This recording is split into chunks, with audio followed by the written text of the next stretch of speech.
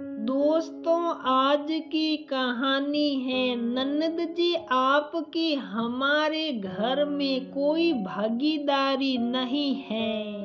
दोस्तों, कहानी शुरू करने से पहले अगर आपने हमारे चैनल को सब्सक्राइब नहीं किया है तो सब्सक्राइब कर लीजिए ताकि आपके पास पहुंचे हर नया वीडियो। मम्मी जी, आप तो 4 दिन पहले ही आ जाइएगा। आप ही तो बताएंगे कैसे सारे काम निपटाने हैं। मैं तो वैसे भी सालों से शहर में अकेली रह रही हूँ, ज्यादा रीति रिवाज जानती नहीं हूँ। हाँ संजना, हम सब समय से आ जाएंगे। संजना आज अपनी ससुराल अपने पति रवि के साथ आई थी। ऐसे तो वह रवि और अपने 2 बच्चों के साथ में दूसरे शहर में रहती हैं। शादी के थोड़े साल बाद ही रवि की एक बढ़िया नौकरी लग गई थी। इसी की वजह से उसे ससुराल से दूर अलग अपनी जिंदगी बसानी पड़ी। जब भी वह ससुराल आती, ससुराल की जिम्मेदारी पूरी तन्मयता और मन से निभाती थी। आज ससुराल वह अपने ससुराल वालों को अपने नए घर के नांगल का न्योता देने आई थी। रवि, एक बात तो बता, अपने बूढ़े माँ बाप के लिए अलग से कमरा बनवाया है कि नहीं? माँ, कैसी बातें कर रही हो? आपके लिए कमरा तो क्या पूरी एक मंजिल बनवाई है। आप जिस कमरे में रहना चाहे उसी में रह सकती हो। और क्या, आखिर वह घर भी मेरे बेटे का ही है। हिस्सा तो मेरा भी बनता है, क्यों संजना? मैं सही कह रही हूँ ना? मम्मी जी, चाहे यहाँ हो चाहे वहाँ हो, घर सब आपके ही हैं। तभी वहाँ ससुर जी आ गए। घर का नाम क्या रखा है? रवि। बाबूजी, आपको जानकर बहुत खुशी होगी। आपके नाम से ही घर का नामकरण किया है। आपके शुभ नाम शांति प्रसाद से प्रेरित होकर ही घर का नाम शांति कुंज रखा है। हाँ भाई, आखिर बाप हूँ तेरा। घर के नाम में तो बाप की हिस्सेदारी बनती ही है। हाँ बाबूजी, आप एकदम सही कह रहे हैं। भाभी केवल माँ बाप का ध्यान रखा और मेरा नहीं। क्यों दीदी, ऐसे क्यों कह रही हैं? बोलिए ना, आपको क्या चाहिए? मैं तो सोने का हार लूंगी। आखिर मेरा भाई नए घर में जा रहा है, आपको तो पता ही है। जब आपकी शादी नहीं हुई थी तब उसके सारे काम मैं ही किया करती थी। आज उसका भुगतान का समय आ गया है। आखिर मेरा भी तो कोई हिस्सा बनता है। इस खुशी में कहकर संजना की ननद रश्मि हंस पड़ी। रश्मि दीदी, माँ के बाद छोटी माँ का दर्जा आपको ही दिया है मैंने। हिस्सेदारी तो आपकी बनती ही है। कहकर रवि रश्मि की गोद में अपना सर रख कर लेट गया। इतने में ही रास्ते की 15 साल की बेटी तानिया दौड़ती दौड़ती आ गई। मामा मामा नए घर पर मेरी क्या हिस्सेदारी होगी? बोल तानिया क्या चाहिए तुझे? जैसा मम्मी के पास रेशम जरी का लहंगा है ना, बिल्कुल वैसा लहंगा चाहिए मुझे, वह भी सच्चे काम का। बड़े लोगों को हिस्सेदारी मांगते सुनते देख तो संजना को अजीब नहीं लगा, लेकिन 15 साल की तान्या के मुंह से ऐसी बातें सुनकर संजना चौंक गई। उल्टा सास ससुर और ननद तान्या की इस बात पर इतराने लगे। ओ मेरी बेटी कितनी बड़ी हो गई है, कहकर रश्मि तान्या की बल्लैया लेने लगी। आखिर तेरे मामा मामी हैं तो कहेगी जो देंगे तुझे। संजना अपने ससुराल वालों की आदत से वाकिफ थी। शादी के समय भी सास ससुर ननद सब ने एक एक करके अपनी सारी मांगे उसके पिता के सामने रखी थी। ऐसे में संजना को उनके इस व्यवहार पर बिल्कुल आश्चर्य नहीं होता था। फिर रवि का अपने परिवार वालों के लिए इतना प्यार, संजना वैसे भी इन मामलों में रवि के आगे ज्यादा बोल नहीं पाती थी। पर रवि की एक बात अच्छी थी, जितना मान सम्मान वह अपने माँ बाप और बहन का करता था, उतना ही पत्नी का भी करता था। अकेले रहने की वजह से रवि संजना को घर के कामों में हमेशा बराबर का हाथ बटाता था। कहीं न कहीं रवि के घर वालों को इस बात से बड़ी दिक्कत होती थी। लड़का होकर घर के काम में भागीदारी उन्हें बिल्कुल पसंद नहीं था। तह समय पर रवि के सभी घरवाले नए घर में रहने के लिए आ गए। संजना ने सभी काम बहुत अच्छे से प्रबंधित कर रखा था। 24 घंटे का एक नौकर रख रखा था, जिससे काम का बोझ उस पर अकेले पर ना पड़े। जैसा जैसा सास ससुर ननद नंदुई और उनकी बेटी ने सहा, वैसा वैसा संजना और रवि ने उन लोगों के लिए किया। संजना पूरे कार्यक्रम में कहीं कोई नाटक खड़ा नहीं करना चाहती थी, इसीलिए जो उसकी सास कहती रही वह वैसा ही करती रही। चाहे सास की बहन का नेक हो, चाहे उनके भाई भौजाई का, चाहे ननद के सास ससुर का नेक हो या ननद की ननद का, खास हो या दूर हो, हर नेक में जैसा हिस्सा सास ने सहा, संजना ने खुशी खुशी सबको पूरा किया। लेकिन इतना होते हुए भी संजना की सास को कुछ खटकता था। वो था रवि का संजना के हर काम में हाथ बटाना। आखिर संजना अकेली क्या क्या संभालती। ऐसे में रवि ने घर को प्रबंधित करने का कार्य अपने हाथ में ले रखा था।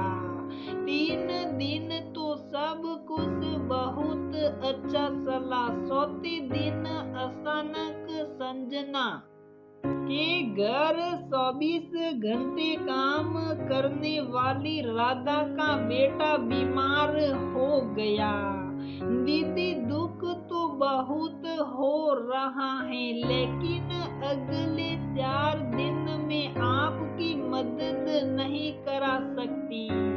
मेरे बेटे को बुखार है, अस्पताल में भर्ती कराना होगा। तू चिंता मत कर।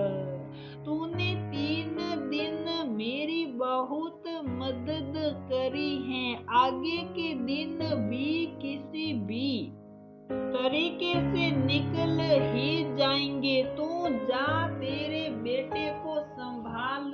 और राधा चली गई। इधर अब रसोई के सारे कार्यों की जिम्मेदारी संजना के सर पर आ गई।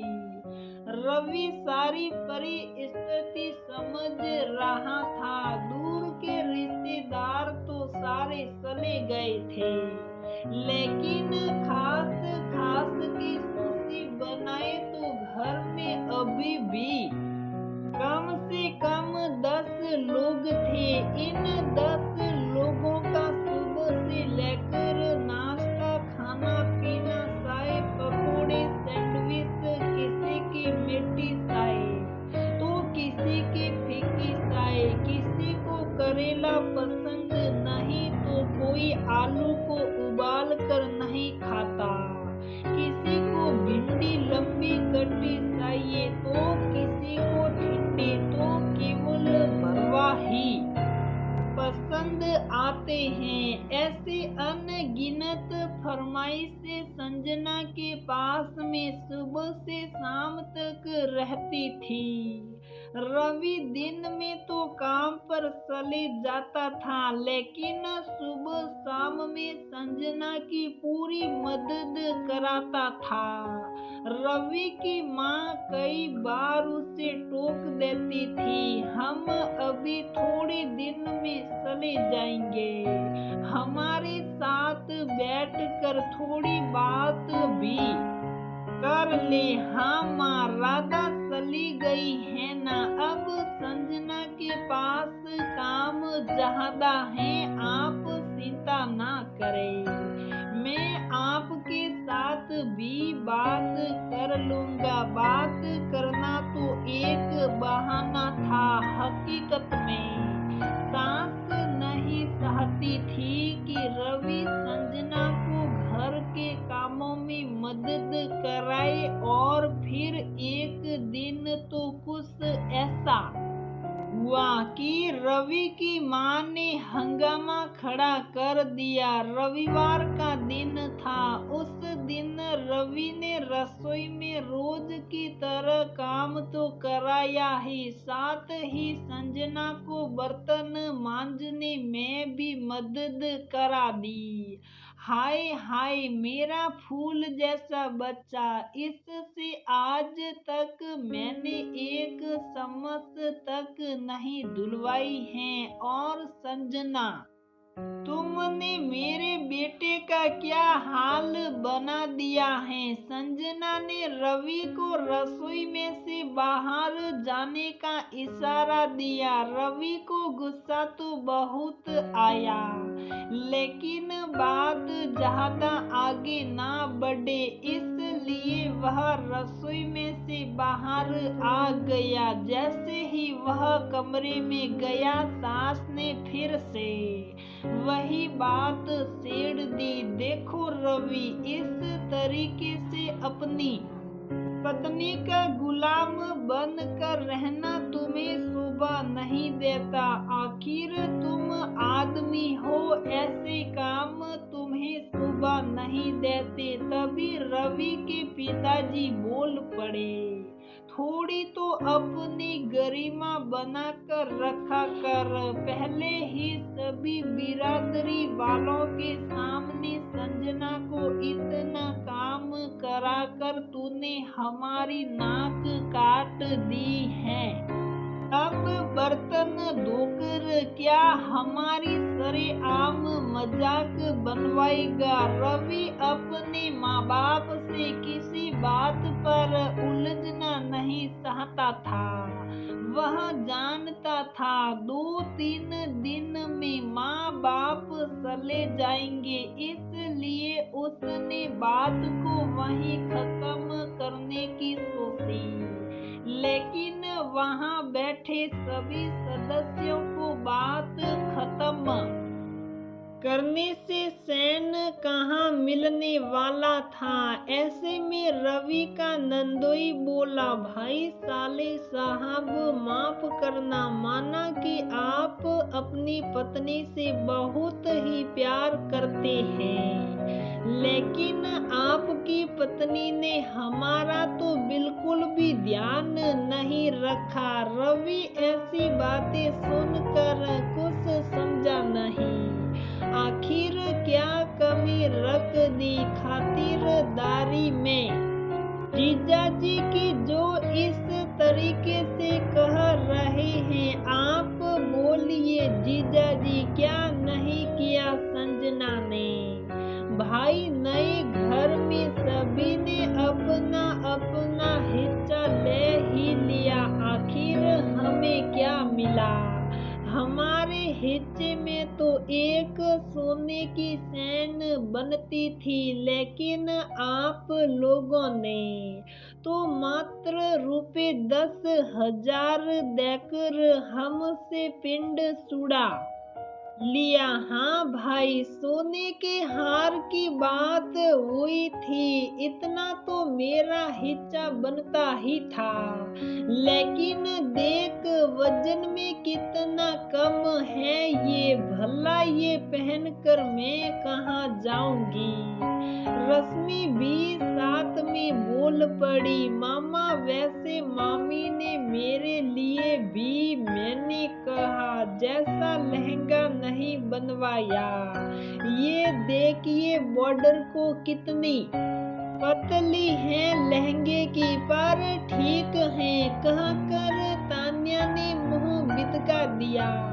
हाँ बेटा, बुरा मानने की बात नहीं है, तेरी मौसी जी भी कह रही थी, नेक में हिस्सा तो उनके पद के हिसाब से बहुत ही कम मिला है। और तेरी मामी, उन्हें तो साड़ी बिल्कुल भी पसंद नहीं आई, पर अब मैं क्या कहती।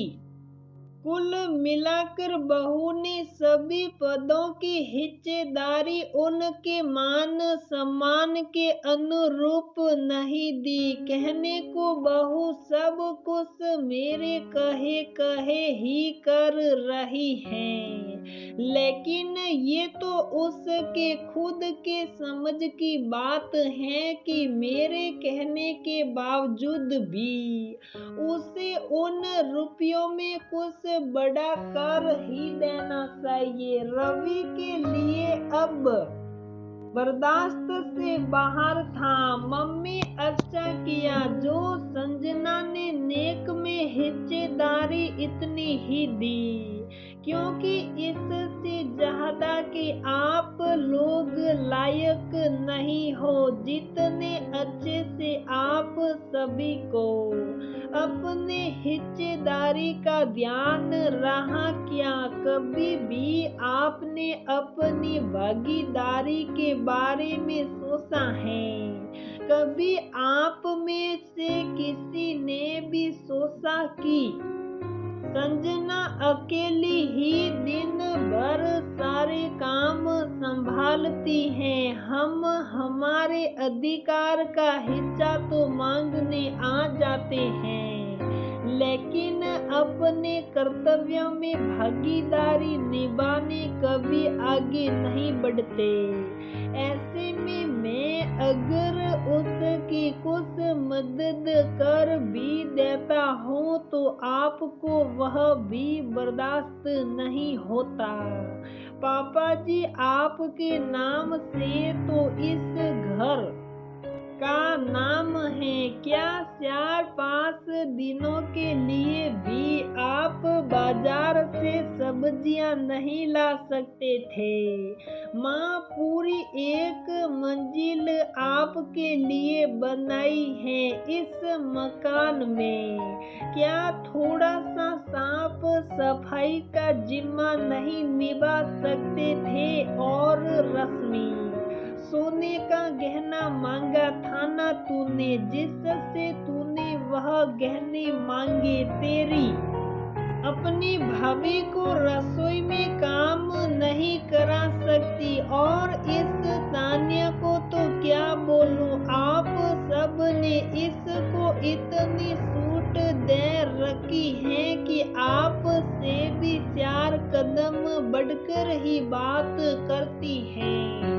जहाँ तक बात मेरे काम करने की है, तो फिर जब घर हम दोनों का है, तो हर काम में भागीदारी भी हम दोनों की ही होनी चाहिए। पति पत्नी का रिश्ता आपसी समझ और सूझबूझ से बनता है। ऐसे में मुझे नहीं लगता है कि मैं घर के कामों में भागीदारी करके कहीं भी कुछ गलत कर रहा हूँ। रही बात आपकी नेक में हिस्सेदारी की, तो मेरे हिसाब से संजना और मैंने कहीं कोई कमी नहीं छोड़ी है, क्योंकि जिन लोगों को अपनी भागीदारी का ध्यान नहीं, ऐसे लोग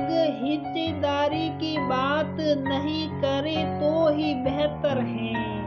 अगर आप में से किसी को भी मेरी बात का बुरा लगा हो, तो मैं उसके लिए माफी भी नहीं मांगूंगा।